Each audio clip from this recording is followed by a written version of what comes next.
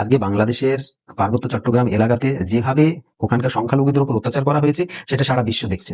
সারা বিশ্ব এখনো স্বীকার করে যে পার্বত্য চট্টগ্রাম অঞ্চলে সাধারণ যে সমস্ত নন মুসলিম যারা রয়েছে তাদেরকে অত্যাচার করা হয়, তাদের নির্যাতন করা হয়, তারা নির্যাতিত, এটা স্বীকার করে প্রত্যেকে।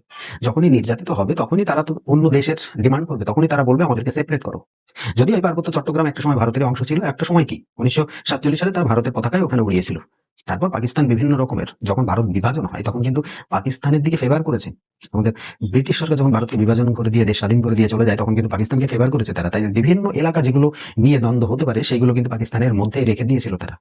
বেশ কিছু এলাকা যেগুলো হিন্দু সংখ্যাগরিষ্ঠ হওয়ার পরেও সেখানে থেকে কিন্তু আমাদেরকে চলে আসতে হয়েছে। তো এই জিনিসগুলো তারা সৃষ্টি করে থেকে গিয়েছে ঝামেলা। তাই ভবিষ্যতে এই ঝামেলাটা চলবে। এই যে বাংলাদেশের পার্বত্য চট্টগ্রাম, এটা কিন্তু ভারতের অংশ, এটাকে পরে ইনক্লুড করা হয়েছে বাংলাদেশের সঙ্গে, মানে পূর্ব পাকিস্তানের সঙ্গে ইনক্লুড করা হয়েছে। তাই ওরা যদি বলে ভারতে চলে আসবে আর তার জন্য যদি ওদের ওই শান্তি বাহিনী রয়েছে সেই শান্তি বাহিনী যদি বিদ্রোহ করে তাহলে করতেই পারে, সেটা তাদের অধিকার।